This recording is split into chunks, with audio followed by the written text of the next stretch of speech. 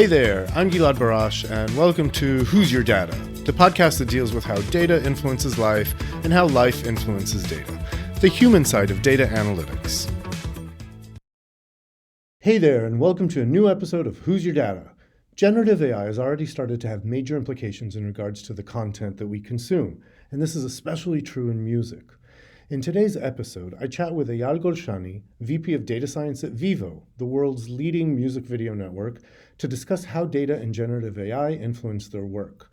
We explore what their data science team uses data for. We talk about AI-generated content, the effect of emerging platforms such as TikTok, and what kind of bias they deal with and how they communicate data to promote stakeholder trust.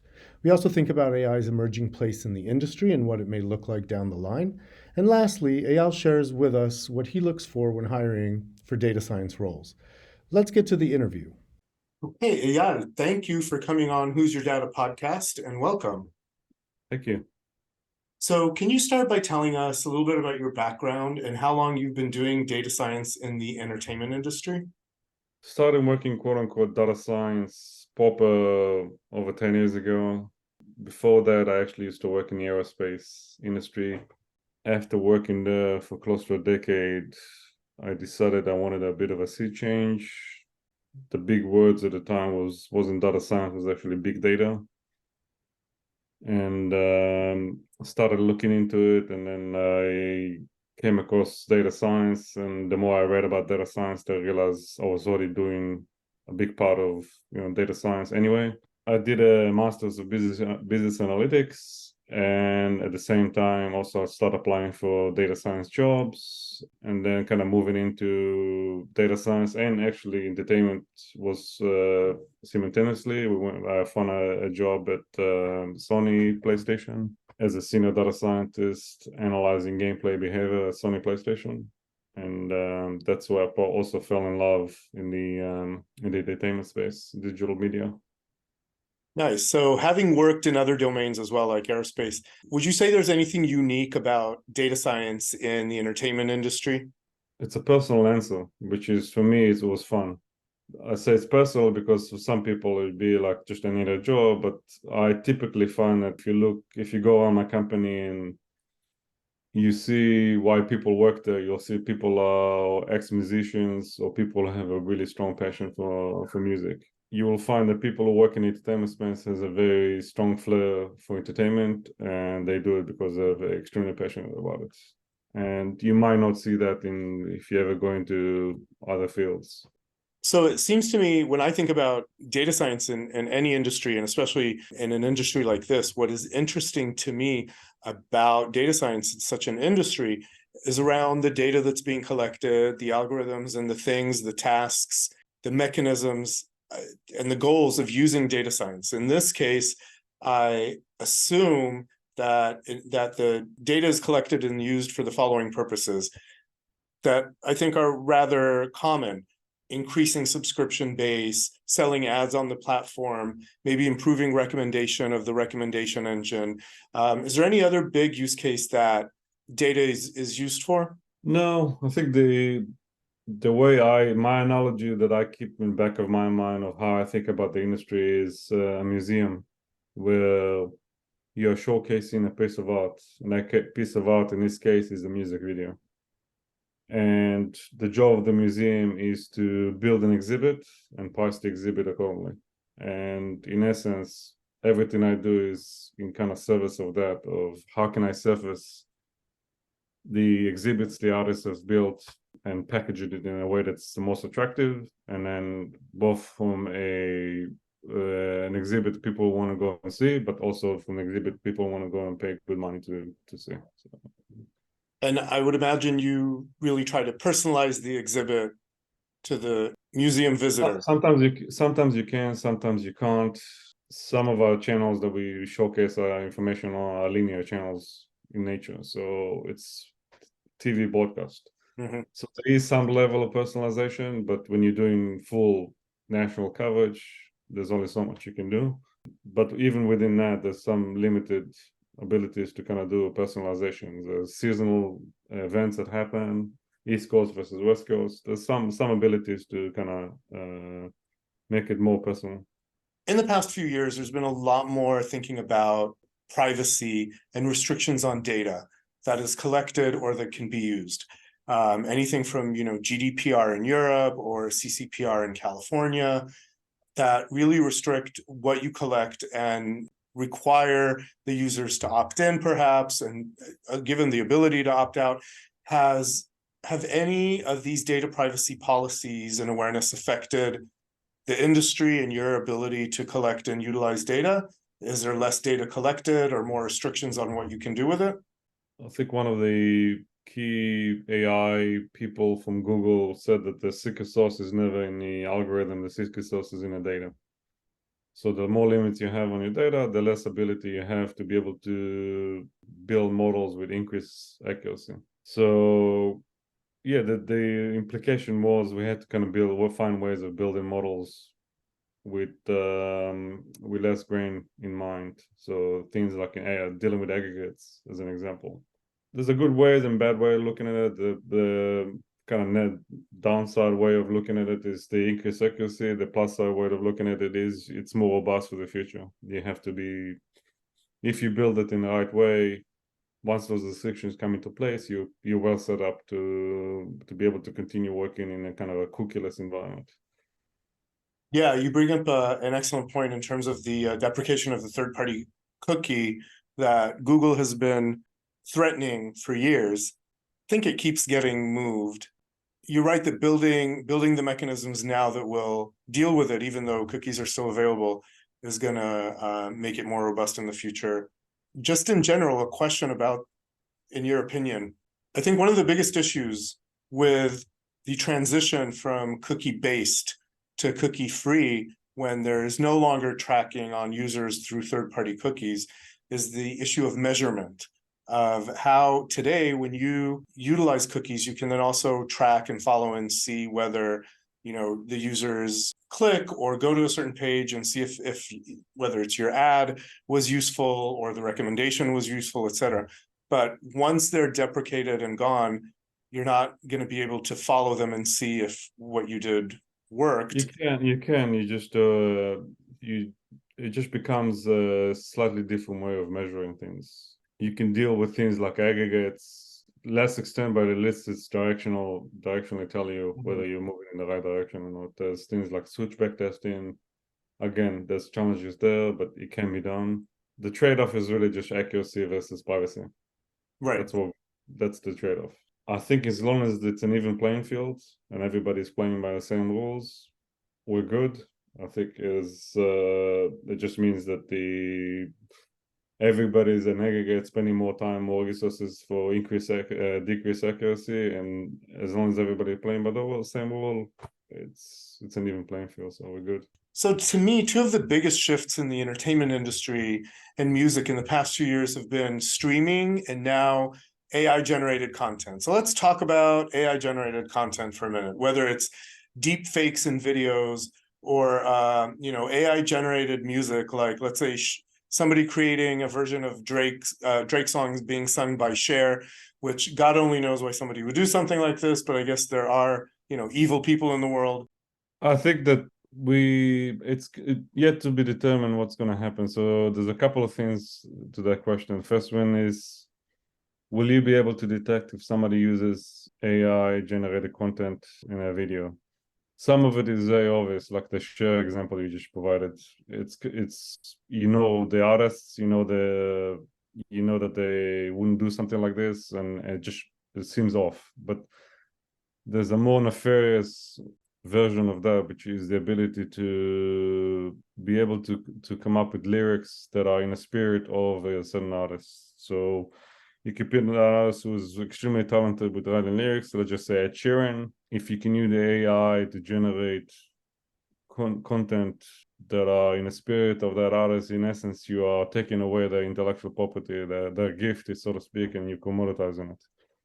And that's the bit that's a bit more difficult and in nature to kind of detect. You will probably see legislation come in to kind of try to help to protect that. Jury is out on how effective that's going to be out, and again, it just remains to be seen. But the best way I can kind of think of it is looking at the past and what happened, what was successful or what wasn't successful in the past. And the best example I can kind of think of is the Napster and versus iTunes versus YouTube. And throughout history, it's shown that if you standardize and take advantage of it, i.e., you can use it for a fee, you have a much better job than simply trying to play whack-a-mole and trying to catch people out. Like I said, it remains to be seen. We're kind of early days, so we don't really know how things are going to play out. Yeah. So, and this is a completely personal take. As far as generative AI is concerned and utilizing artists' data for training, I see in certain industries, certain companies that are content companies, for example, stock photo companies that may use the photos that are in their possession to create AI generated photos. And I think there are some companies that do this and some companies that have decided not to do this. But, and there are copyright issues as far as utilizing this artist content in order to train their models. Do you foresee any kind of scenario where, entertainment companies, music companies, labels would use artists' content to train LLMs to do something like you said, create a new genre or something like that? Or do you foresee that the use of AI in the industry would be around more, like you said, discovery and figuring out what's fake and the traditional use cases that we mentioned before?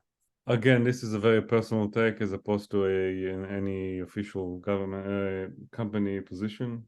You can spend resources, and you could probably do find there might be a way of actually detecting whether somebody made use of your intellectual property in doing it, but it's going to be extremely difficult, extremely laborious, time-consuming, and again, you're playing whack-a-mole. How effective is it? Deeply skeptical. Whether companies do it, I don't think companies are going to be the one doing the stock music generation. No, I think that's too much liability in doing it. I think it'll be more like individual creators who have nothing to lose. They're starting from the bottom, so any leg up they can do, and it just, from a game theory perspective, it's just a no-brainer for them. Yeah.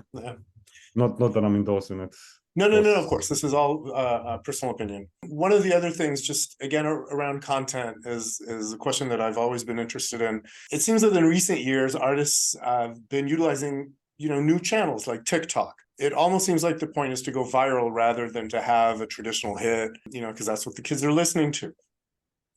How do you feel about that in terms of maybe, abstracting it, but saying, new channels that come up like that are trendy, that are more immediate? How do you see that in terms of, first of all, your own personal opinion, but then anything around like the data side of it? I do a bit of art myself, so I do photography. The type of photography that I do tends to be for my own personal enjoyment, out of the feeling to create something that essentially is a reflection of me and something that I want to be able to look back in 10 years' time and still want to look at it.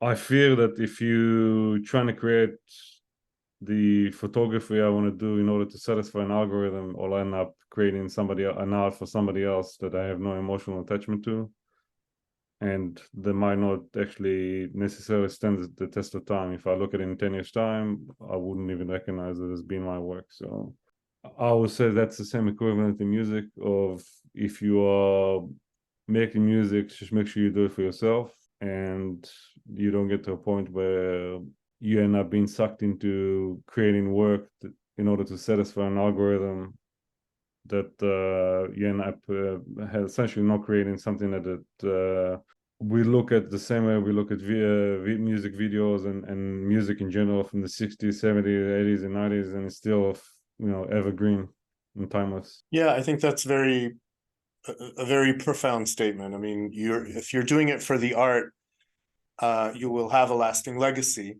If you're doing it for the likes and the viral TikTok, then you'll make some money, but then it'll be The answer is in the name, viral. yeah. Yeah.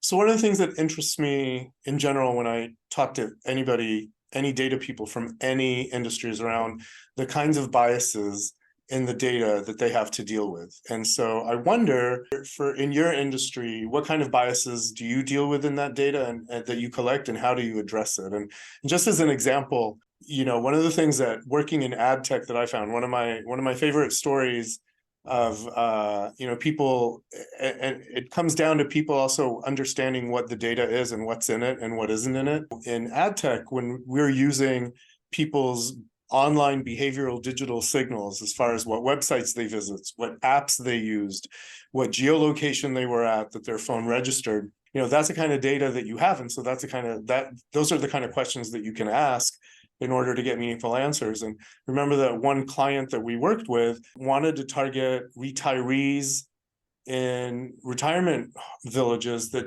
did not use smartphones or the internet. And, we had to come back and say, literally, there is no data that will support what you're asking. That's not even in our universe of data, because you really have to understand the data and what it can give you and what it doesn't, and what it skews to. In our case, it skews to people that use the internet and use smartphones. Otherwise, they're not represented in the data. Do you have any kinds of biases that you deal with, that you think about when in the data that you collect? I think the issues that I typically deal with are not all that different from other industries, which is you have a relatively small number of artists that made it all the way to the top, and you have essentially like a pyramid. I don't like using that word, but it's just there's a whole layers of artists beneath who hasn't made it, and somewhere in between. But it's those small group of artists who have made it to the top of the game and top of the industry. Is how do you balance between giving them the stage they deserve by being there, but also giving some of the other artists the opportunity to also break it in as well. Particularly if you're starting all the way at the bottom and you're anonymous, you are struggling against an overwhelming number of other artists who are the same boat as you. I look at it as wanting to give those people the fair shot. From a perspective of programming channels or surfacing recommendation, it just it adds a bit more interest for people who are more experimental in nature. They like to listen to new type of videos. They like to discover new voices, but also there's the people who don't. The people who just want to listen to the big names. So it's about remembering there's two type of camps or spectrum, and being able to serve as both for them. So that's obviously has downstream implication on the algorithms and algorithm design and how we think about modeling data, balancing sets, etc. I think it's really interesting that you mentioned that, and then you put it that way, because I come across that, and I think it's something that's universal in certainly in analytics and presenting data. Looking at predictive analytics, I always say that there is a balance between showing data that will reaffirm the clients, the business stakeholders' belief and confidence in the data, i.e. things that are intuitive to them, and showing things that are new and non-intuitive and are surprising, so that they actually get value out of the analysis.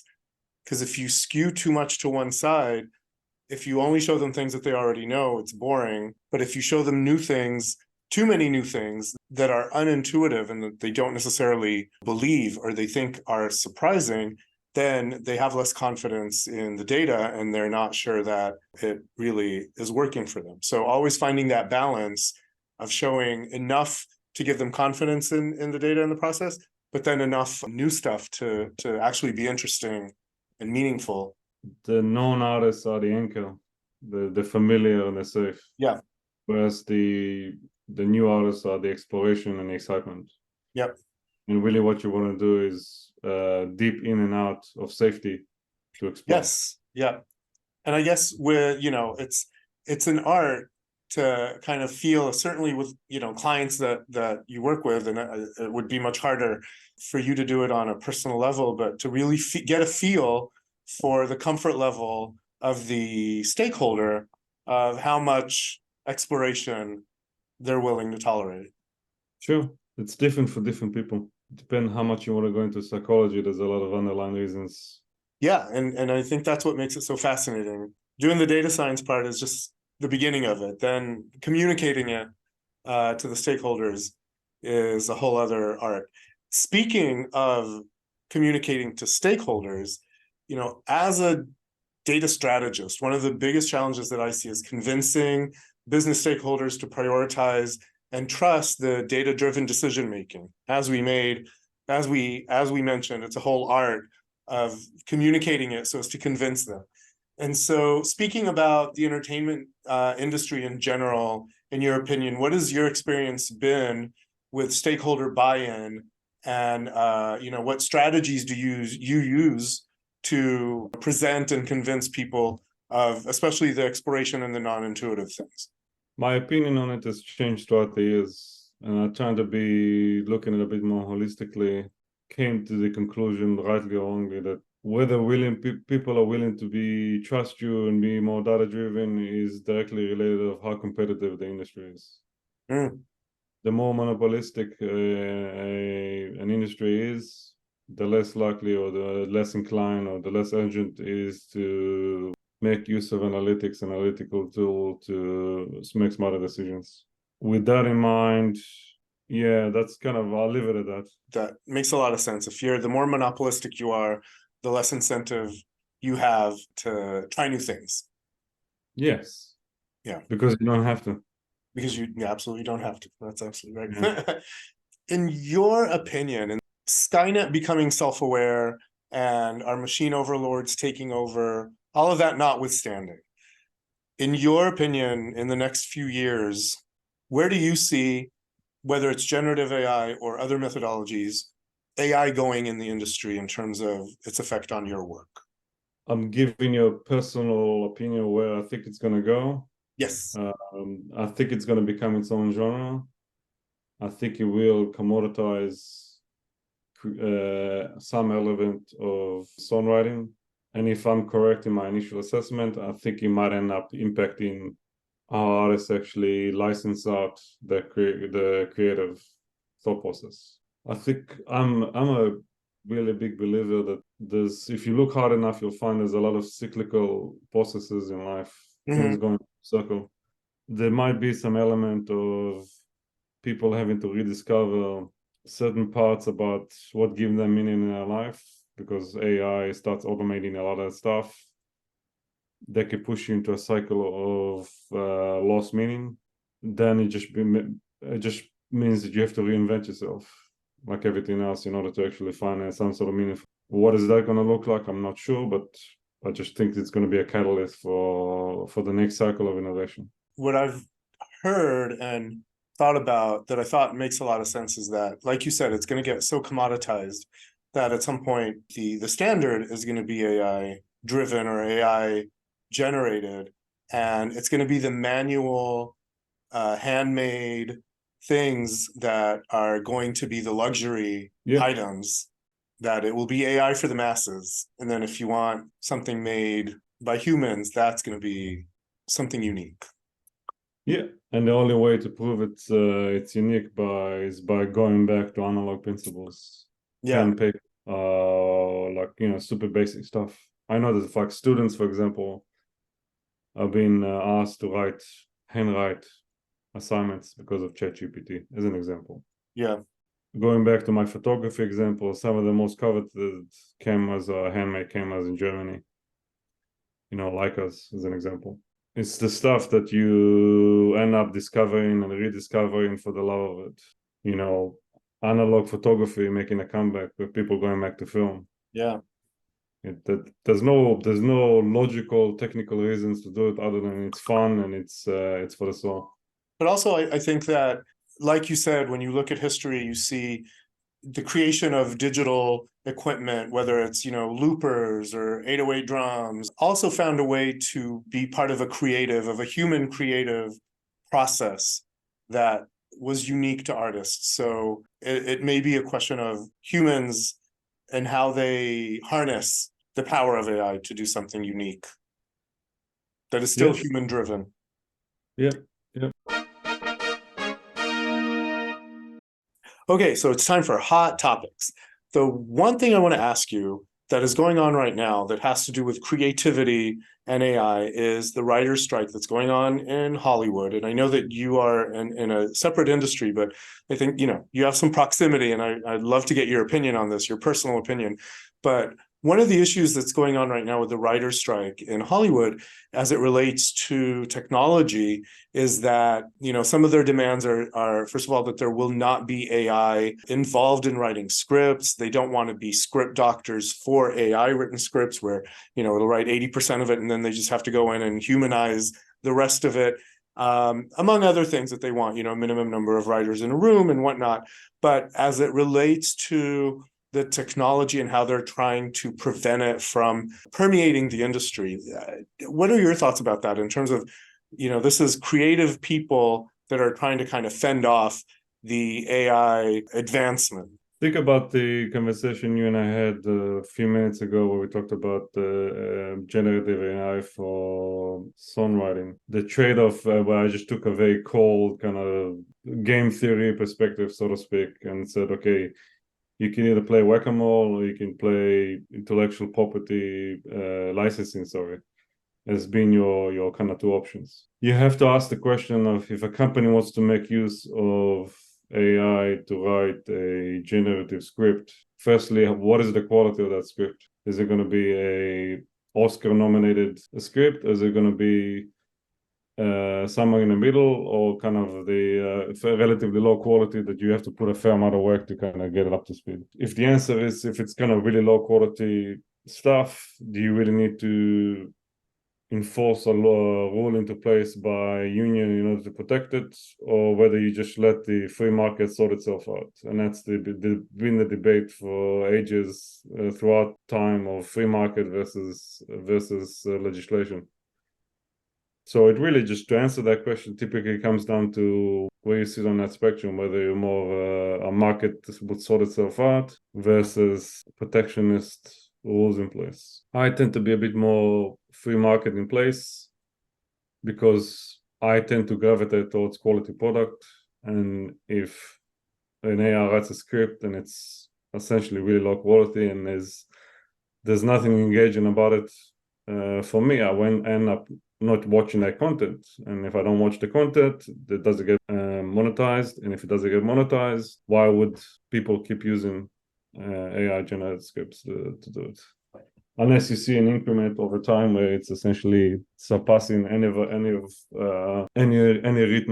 work you can think of. Ask yourself for who's making use of it, that tool, and if they're willing to make use of that tool. If it's not successful, then there's not going to be issues to solve. If they do make success and it is successful, what does that actually tell you about the company? I agree with that take, and I think that the jobs issue aside, that maybe it will cost jobs, but ultimately for writers and whatnot, but ultimately in the long run, in today's world where a lot of scripts are rehashes and franchises, and would AI be able to write something along that line and at that level? Maybe, and if it doesn't, if it makes money, then that says something.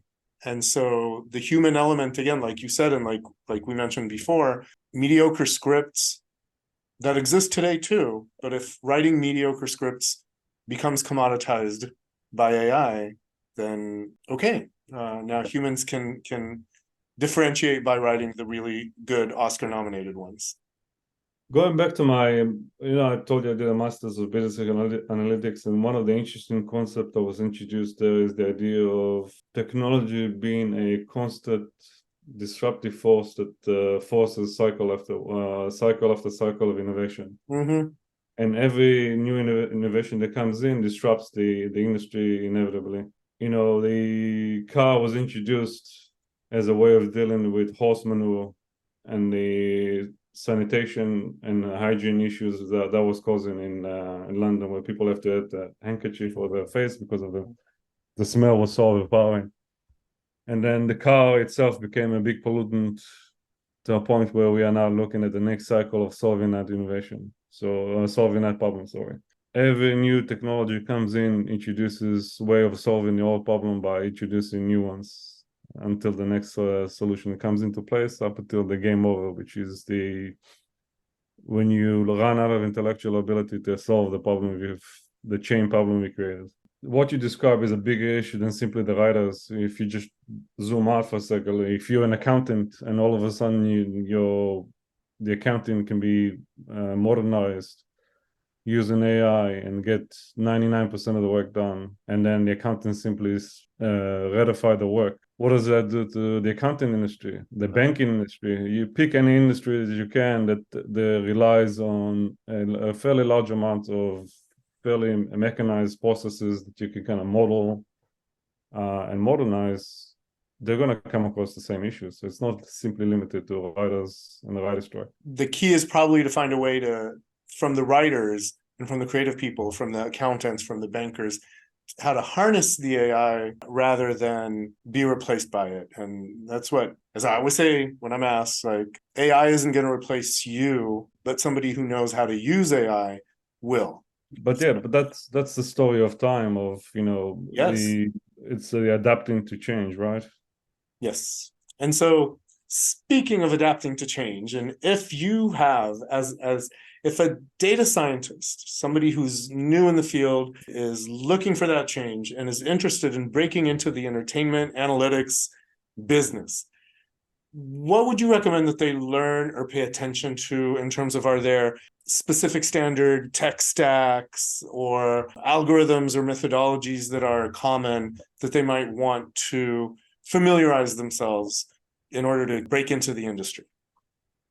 I've never been one to focus too much on, for people who are breaking into, as long as they do their kind of their bachelor's and whatever masters, they seem to have pretty good technical skills. I think, to me, a good data scientist, what I look for in the interview, those technical skills to me are kind of like table stakes, and I tend to focus less on that. I tend to focus more on the creative element, and the creative element typically materializes more on can they think like an economist? A good data scientist kind of thinks of modeling a problem in terms of incentives, and what are the various incentives at play, what are the market forces in play, and that typically how I formulate my interview questions. And also, from a technical standpoint, I tend to also do something similar as a technical question as well. I ask a very, very simple, you can write it in 2 lines of code.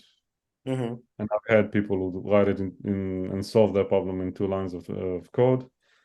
And I've had people who struggle for 45 minutes. And yet, at the end, it's kind of had to give up on a relatively straightforward, simple problem. Be attentive, ask a lot of smart questions, and think of incentives. Read about game theory, read about books about economy, understand the industries, the market forces at play in the industry. I agree with what you're saying. I think in any industry, what I found and what I look for in analysts, because like you said, the technical part can be taught, but if you're able to connect it to the business side, to understand how to communicate with stakeholders and understand them and answer their questions in the terms that they understand, that is golden. Whenever I present to young data scientists, I always get asked the same questions of like, what sort of Python package should I learn this? And I keep giving them these answers, whatever gets the job done. There is some level of standardization. So a company that wants to achieve economy of scale will kind of standardize to say, okay, you can only use the Python version such and such. But for the most part, it's never the technical. And there's a paradox of technical people getting caught up on technical stuff because, ironically, it's because they're so competent that they are almost too self-conscious, and they feel like, okay, I just need to do even more and more and more. And I said to them, no, your technical skills are already good enough. You got to work on your presentation skills. You got to work on your persuasion skills. You got to work on being able to easily translate a very complex problem into something that other people can understand. And my mentorship that I do for people who work for me is 95% of the time focused on people skills as opposed to Python packages or whatever. Those are trivial things that most of them kind of know how to solve on their own. If not, they're surrounded by enough data scientists to be able to ask those questions, and I don't really add any value there. Right. And I was always the same. I was like, there's Stack Overflow. Now there's Chat GPT. Like you can figure out how to write the code that you need to write. But to communicate the data in the right way to the right people, that's the trick. Eyal, thank you so much for this conversation. It's been fascinating. I've been wanting to talk to somebody in the music data industry for a long time, and you answered a lot of my questions. My pleasure. Well, thanks for joining us today and listening to this episode. Please remember to subscribe, rate, and review our podcast. And if you have any questions you'd like addressed, send them to who'syourdatanow@gmail.com. That's who'syourdatanow, all one word, @gmail.com. Thanks, and see you next time on Who's Your Data?